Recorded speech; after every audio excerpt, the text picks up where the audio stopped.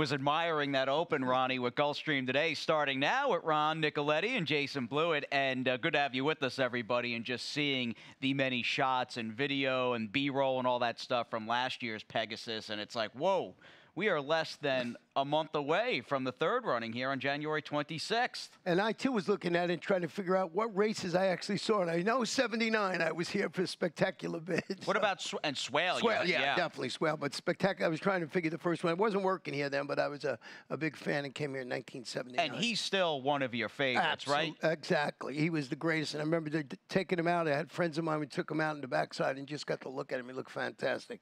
Incredible he didn't win the Triple Crown. I mean, when you go back and look at how good he was and the amount of wins that he had in races, he certainly belonged up there with the legendary Triple Crown winners of all time. But it wasn't meant to be for the mighty bid where we have a Triple Crown winner later on this year in 2019. Regardless, I think your first New Year's resolution, pick more winners. We all want to do that. And hit a few more Rainbow Sixes. That was pretty good yesterday. Yeah, $1,600 for that $43 ticket. So we got a little action in my pocket now. See if we can keep it going today.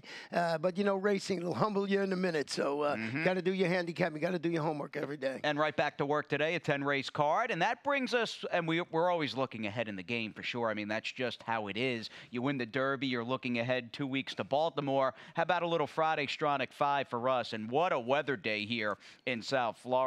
That is a real-time live shot of the beach and the ocean, about a furlong and a half from the finish line here at Gulfstream Park. But I'm happy to see, Ronnie, we've got a couple of races from GP in the mix, and we're really having the smorgasbord of the Stronach Group tracks. Just about all of them are running in that Stronach 5. Yeah, we got them all, and then Gulfstream leg D is Gulfstream's 10th race. Got my long shot in there, so we can on Friday. Pay a price. Yeah, so that'll be pretty good, and we'll see how that plays. Yeah, you got Laurel, Gulfstream, Santa Anita, and Golden Gate Field. Yeah, they're all accounted for this coming Friday, January 4th, 2019. What about today? In addition to the spectacular weather for thoroughbred racing here in South Florida, there are a number of good things on tap this afternoon on this January 2nd, including Miss Mashak, right back for Joe Orsino, perhaps in race number 2. I like Manolete. I think he's going to run well later on today. I think he's in the 6th race for Steve Caceres. And how good is that 3-year-old filly maiden special weight on the turf in the 7th? Yeah, talking about my Rainbow Six, I went 4 deep in there, but got my long shot in there. It was 15-1.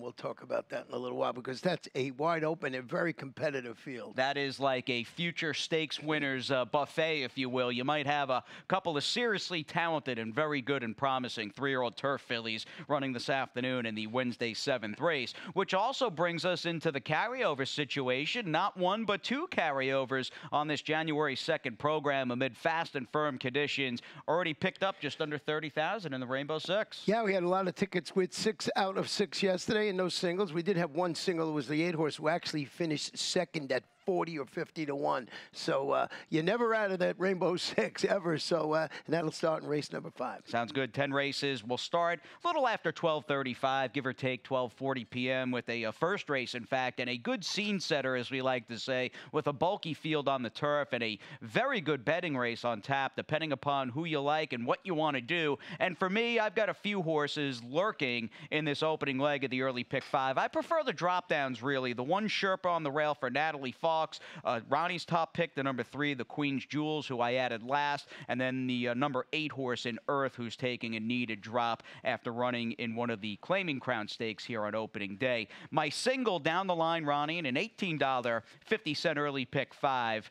I've got, and this is like the great horse player lament and horse player whine. You know the story. You know the end of the movie when you put your hand out for a nice 1-5, 2-5 single. That is Zippy Willie for Todd Pletcher. My issue is those horses, when I need them anyway, they never, ever, ever win. Well, you can hear a lot of people will say that. Zippy Willie in there, but I could not go single there for my start of the Rainbow Six. My old adage of never wanting to get knocked out early paid off yesterday. Yeah, no doubt you had 3 in that opening leg, and Mary Epler came through for you in a big way. But Zippy Willie is going to be around 1 to 5, 2 to 5 or so for Todd and Louis Saez in race number 5, my single. Things aren't as cut and dried, though, in this upcoming firm turf race. The Wednesday opener kind of feels like a Thursday here with us being in action yesterday. But indeed, Wednesday, January 2nd, we've got a 3-lifetime, $16,000 claimer. And to be fair, you likely have the slight favorite by post time on top in the 3 of the Queen's Jewels. Yeah, drop it to the 16 level today, turning back to 5 furlongs, first starts, and went up, set the pace, weekend to finish 4th.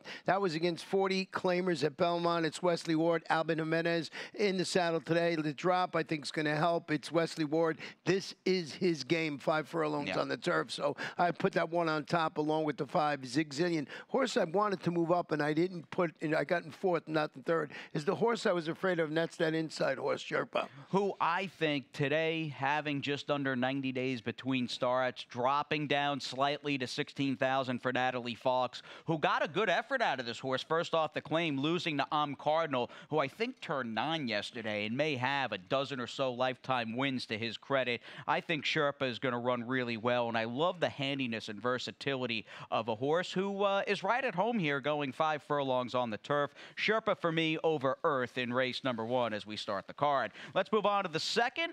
We hit the main track for this 6.5 furlong older filly mare, 2 other than allowance optional claimer, field of 5 set to go, and my tagline for the early pick 5 is this might ultimately turn into a rider's race. There isn't a ton of early speed on paper, and just about all these horses have done some solid things in the past, including as far as recency goes. How about the 5, Miss Mashak? We'll start her out. She loves it here at Gulfstream Park. It was the effort 3 back when she was second at almost 30 to 1 behind Starship Bonita in the sheer drama stakes. I said, you know, Joe Orsino might have an improving Shackelford filly on his hands, and she's capable of a pretty devastating and potent quarter-mile run on display here. She cuts down a good speed horse, the gray on the front end, and Heaven's Pulpit. Yeah, Miss Mashak is going to try the 6.5 furlongs. Made that 4-wide charge to defeat entry-level allowance runners. That was going 3/4. So really nice performance in there. But I think the aptly named horse in here is the 3, Quick, who might turn out to be the fastest horse in the field.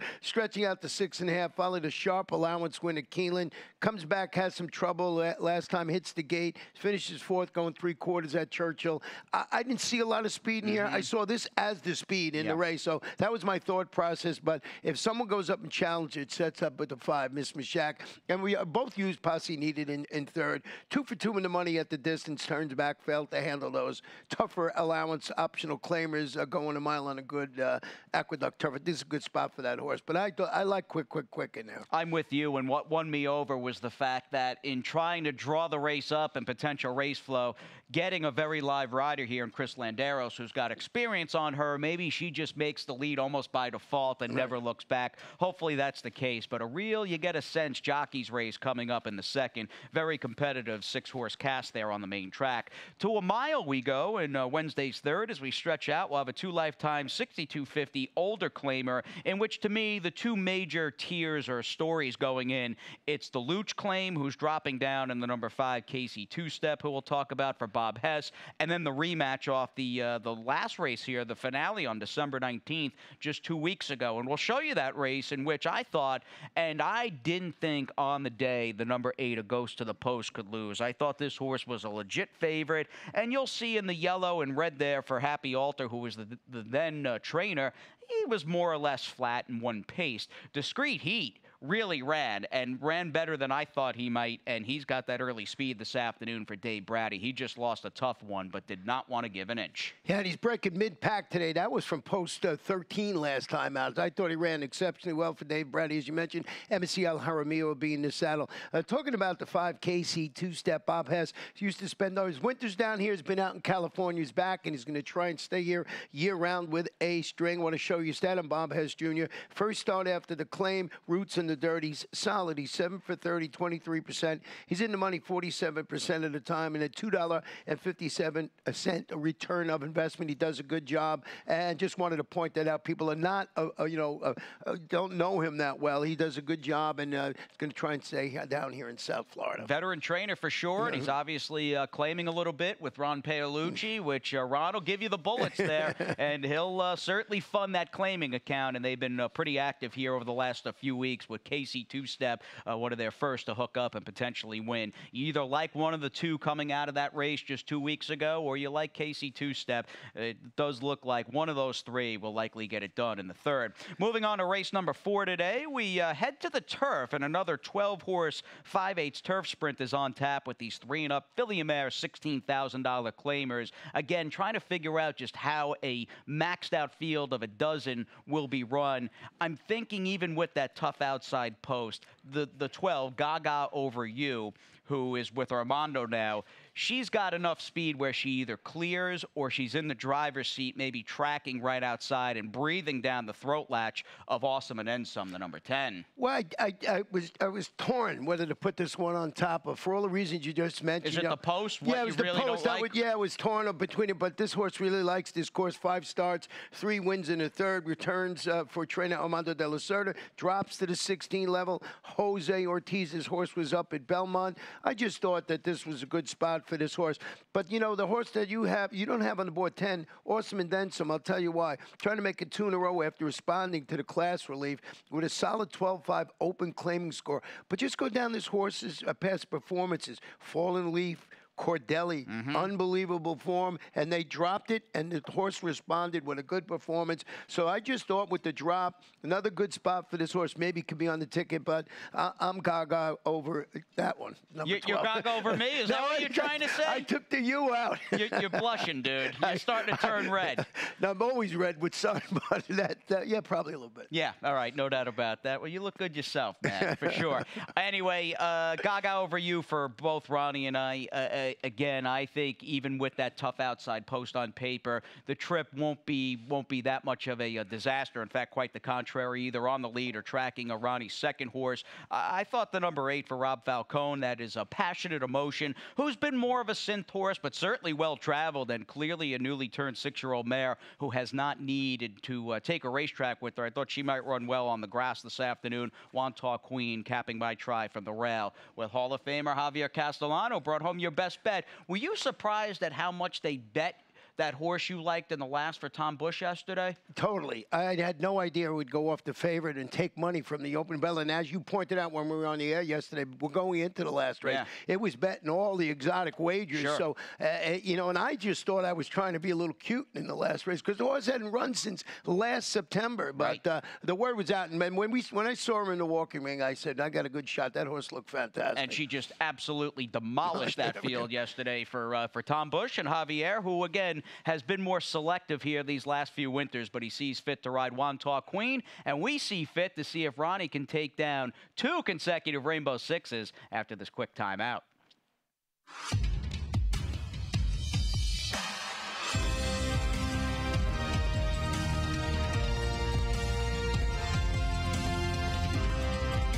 Whether you're at home or at the track, have a stake in the race when you bet with ExpressBet. Sign up for an ExpressBet online betting account and receive up to a $500 sign-up bonus.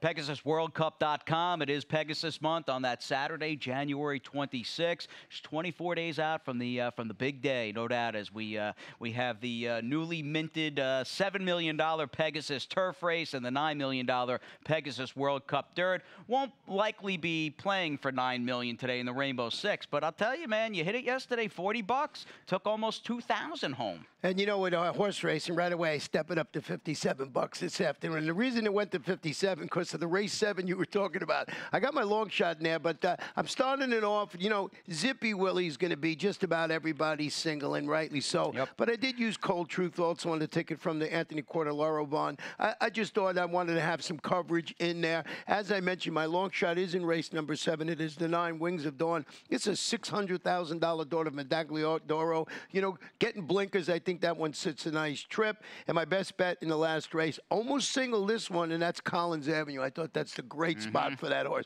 So 57.60 for me. We got that nice carryover. We'll see if I can get it twice in a row. I would be amazed, but I'm trying hard. Little encore action. You are the Gulfstream Park guru, my friend, and we'll start things out. And I think you surmised race number 5 perfectly. I think most people, anybody betting, say, a modest amount of money, whatever that is in your mind, are probably going to be singling the number 6 Zippy Willie or putting in another ticket with this horse as the anchor. And rightfully so. It is a tough game, isn't it, when you consider this son of the late City Zip last winter here in February and March ran 2 really bang-up races as a maiden, losing in this one's last start just over 9 months ago to a horse by the name of Breaking the Rules, who's in the Black and Cherry of the Phipps stable, 2 off the rail, and here comes Zippy Willie there, who was chasing 4 wide or so. Breaking the Rules couldn't have looked any more impressive here, winning the Tropical Park Derby on Saturday, and he looks like he could potentially be a major player in the upper echelon of the turf division in 2019. But the question is, well, what happened with Zippy Willie? He hasn't raced since, and he's coming back today for $25,000 as a maiden. It is a tough game. Well, let's show you a stat on Todd Pletcher doing exactly this, going maiden special weight to maiden, claiming with that layoff of 180 days plus on the dirt, he's 8 for 12, 67%. He's in the money 83% of the time, and almost a $4 return of investment. So he does this. He doesn't do it often, but when he does it, he usually wins. Definitely. So is the main danger the 7 Cold Truth, who's dropping down and obviously has bounced around between Chad and then Jonathan Thomas and is now with Luch and Quartarolo? Is that horse potentially the main danger? Yeah, I thought so. He's a gelded son of Manchester, drops to this level, tracked the pace, finished last, but it turned out to be a monster key race, produced 4 next out winners from 5 starters. Now, his horse we saw run the other day did finish second in there. Just a good race coming out of it. If it's a key race, you know, I don't want to get beat by a key race, so I put that in, but it's really through Zippy Willie. And, you know, after the Zippy Willie, it's tough to handicap this race. It is. I was basically flipping a coin between the 3 Sensational Zip, who's had a lot of chances, but his first time Armando and a horse that's got some early speed, and the 7 Cold Truth, and who might run second, assuming Zippy Willie does get it done there at around 1 to 5, 2 to 5-ish in race number 5. Halfway home here, as we like to say, we're commencing our run from the half-mile pole, starting this Wednesday late pick 5 on a sunny and clear afternoon at Gulfstream Park with a very difficult 6-horse puzzle. I think this is a very eclectic cast of Florida-bred allowance types in the opening leg, and I'm 3 deep. I'm using, obviously, half the field there because my opinion, not so strong, but I do think Manolete is going to run really well today at what could be an okay price. 7th race is loaded. You've heard Ronnie and I mention that a few times already on the show. That is like the classic 3-year-old filly maiden turfer this time of the year at Gulfstream Park. 2 deep in races 8 and 9. I like the likely trip for Nairobi, and I was looking at this horse going, well, the last figure, because this horse got a 76 buyer. That race came up really fast. I'm going to buy into it and say it's legit. So I'm 2 deep there, and the 9th race sees me using a couple of ship-ins, 1 for Shug, 1 for Mike Maker, and you had mentioned toying with the idea of Collins Avenue. Is this your best bet today in the last race? Yeah, it's my best bet, yeah. So that gives me confidence trying to anchor this $18 play with the horse who's going to be favored in the last. And, you know, when we mention our tickets, whether it's the Rainbow 6 or late pick 5, this is like a little bit of a, you know, a showing what you might be able to do. If you agree with Jason to single it, if you wanted some coverage, you do with me, and that's the point we're trying to make. But I think that horse, Collins Avenue, is absolutely the one to beat in the nightcap. Very solid debut for 50, and one of the reasons Mike Dubb, aside from having an army of thoroughbreds, why he wins so many races, he's very good at placing them in the right spot, and they run that horse back for the same tag. Regardless, as far as tags go, ago, we've got a couple of horses, including Manolete and Lovetree, the 4 and 5 in the Wednesday 6th, who were entered for that $12,500 optional tag. I didn't know how they bet this race. I could come up with, I think, a legit argument on more than half the field, although your shipper from Maryland for Anthony Pecoraro in Queen Nekia, this horse undoubtedly, Ronnie, is in really good form. And Anthony Pecoraro does a fantastic job. Look at his percentage, his win percentage, Big whatever year. it is. You know, it's really big. He drops into the horse does, I mean, into the 12-5 optional claimer, ended her campaign at Laurel. She had that nose victory against those 25-starter optional claimers. She's a filly. You know, you're going to face the boys this afternoon. I was sort of concerned a little bit about that, but put that on there. Queen Nekia going to deal with Big Boy Bruno. But I got to go back and put Manolete. You like this horse a lot. I got to go back and look at He's this horse. done, you know what, this is his track. This is his trip. He's got back class, and I know unequivocally that Lillian Caceres, who does an excellent job kind of manning the ship here for Steve, who's got a big string up in the Mid-Atlantic and at Parks, there's no way they're running this horse back in this spot 27 days after this horse was a DNF, pulled up and walked off. Yeah. If they didn't feel like whatever happened that day was an anomaly and they had it fixed. I love that Manolete, maybe not love, but really like the fact that this horse two-back, after sitting on the sidelines for most of the summer, showed some life, beating a comparable field over at Gulfstream Park West in early November. Yeah, you make some good points, and I think I just said I want to watch one. I understand. I get that. I get the knee-jerk reaction is to say, you know what, I don't want to be involved. Let me watch one. If things are okay, though, this is a very good spot for him as he's out for his 7th lifetime win. So long, Chuck, who we both have in the mix, will try to likely, I think, wire the field stretching out for Tyler and Safi in a very tricky 6th race. Tricky really doesn't even begin to describe the 7th race today. It is the West Point race of the day, my friend. We've got a dozen ready to rock and roll in this 3-year-old filly, $50,000 maiden special weight, and this is the Nicoletti long shot, one of a couple of fillies who, if you were buying both daughters of Medaglia d'Oro that are running in today's 7th race, would have cost you, for the two of them, just under $2 million. That's all? That's it. I could have What a bargain. I could swing that. No, Wings of Dawn, the reason I like Wings of Dawn, and here's $600,000 daughter of Medaglia d'Oro, as you mentioned, stretches out to the mile in the 16th. I like the fact that they're putting the blinkers on, and I think there's going to be a really honest pace in here, and hopefully spring the upset for trainer Mark Cassie, Julian Leperoux. I saw a lot of speed, and, you know, in the race, and I just thought that this horse, 15-1, might be ignored because there's some really nice horses in this race. Including a couple of fillies for Todd Pletcher, who are trying the turf today. He's got the firster with Johnny on the rail and Dance, and then he's got the 5 Cap the Crew, who's a Tappet filly, and a former Juddmonte homebred who's with Gainesway out of a dam, who won 4-7 on the turf for just under $500,000. I thought that horse might run well, and the number 6 Smack is one of many Snowbird shippers in the mix after a good-looking debut way back when, right around Kentucky Derby time at Belmont Park back in May. Yeah, we got a stat on Christophe Clement, 180-day plus layoff. Horses going from a sprint to route. First time Lasix on the turf.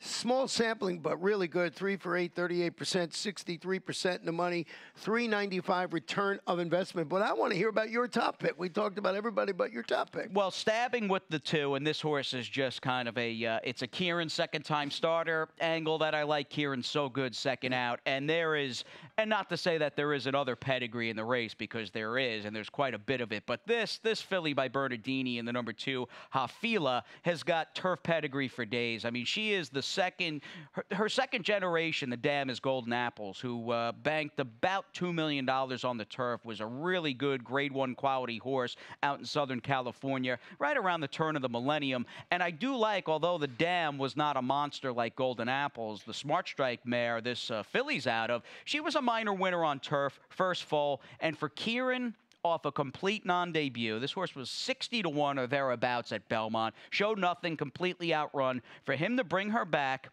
in early January, giving a leg up here to Luis Saez, to me, that is a very, very good sign. Well, that's good because now we got dueling long shots in there. But this one can end up, and you make a great points in that. And, you know, that's the beauty of this race is why I reached out and tried to find someone I thought would run well in here at a price. Definitely a very good fool-around race. And Chad, of course, has the other Medallia filly in Cambier Park, who sold for over $1 million out of Sealy Hill, who was more of a dirt horse, but did win a couple of times on the turf. Very good field in the 7th. Let's move on to the 8th, my friend, as we head back to the main track. Newly turned 3-year-olds in this $50,000 starter optional claimer.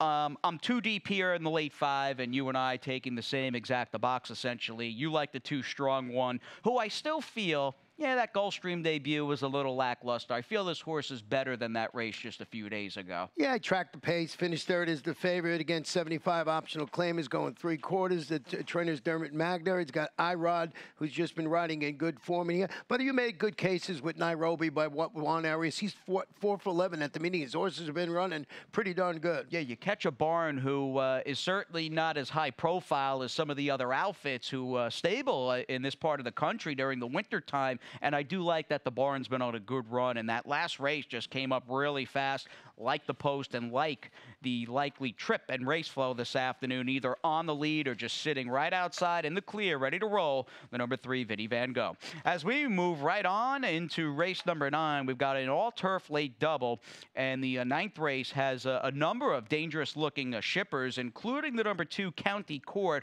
who you like as Shug looks to get started with the big week. I know he's got Code of Honor coming back here. We're looking forward to that horse's 3-year-old debut on Saturday in the Mucho Macho Man. Yeah, cutting back to Meyer, rallied on that yielding turf to defeat those 42 lifetime claimers, going 9 panels. Going to show you stat on Mr. Shug. 61 to 180-day layup winner last out on the turf. Not very good. It's sort of a cautionary, but you know how good Shug is. I wouldn't put much stock in it. Just wanted to show you 5 for 32, 16%, 53% in the money, and only that just under $1 return of investment. But I like this horse enough to put it on top. But Year of the Kitten, a reclaim by Mike Maker. You got to look at that. And a reclaim who they're just, it seems like, is getting back to basics today. Okay, they took a little shot, about 20 to 1 thereabouts, a week after the Breeders' Cup in Kentucky in the Grade 3 Commonwealth. Very rainy fall out in the Midwest and up in the Northeast, and this horse did not run at a big price. Not that this race is an easy field nor a layup spot, but a much better race, and I'd say overall talent level for a horse like the 4 Year of the Kitten to really respond positively to. Some of the locals are going to take some money, including the 7 Gems, who has Luis Saez, and let's not forget the 6 Seattle Treasure, who takes another run at 7 Gems. Yeah, that's certainly added credence to the horse for course theory and returned to finish a well-meant 4th. He was beaten only a length at this level and distance. So this horse really likes Gulfstream Park turf course. Chris Landeros, we mentioned him a few times today. He's atop this multiple winning here, 11 starts, a couple of wins. I just thought if these horses here didn't come up to task, maybe it's something like the 6 Seattle Treasure can spring a little bit of an upset. Yeah, I thought Shug would be favored. He's not favored on the line. I thought he'd be a slight favorite. We'll see, but there won't be a clear favorite. I guess that's the moral of the story in a good-looking cast in race number 9. And we end things on the turf, field of 10, as we drop the curtain on this Wednesday, January 2nd. 3-year-olds and a 3-year-old cast that includes, much like yesterday's nightcap, the Nicoletti BB, and a horse that makes a lot of sense here in the 4 Collins Avenue, who was beaten by a Pletcher horse last time out in False Info. Yeah, turning back to Mile after that solid mile in the 16th debut we've been talking about. He surrendered that late lead. He finished 2nd. Jorge Abreu got Irad Ortiz Jr. Turned back, looked like jumped off the page at me. Macho Mania, we both have the same exactor in here. And I went with the inside horse, Second Guess, who's the son of Overanalyzed. Debuting for Brian Lynch. I really respect him, and he's got Javier in the saddle. Sticking around to ride the finale. Maybe that is the little, you know, the telegraph there with Javi riding the nightcap, much like he did yesterday, winning for trainer Tom Bush. We are chalking it out here in the last. Collins Avenue and Macho Manias. We have a little Pete Aiello mania coming up as well. It's the Wednesday Scratches and Changes with Mr. Pete. He's coming up in just a few moments. Stay with us here on Gulfstream Today.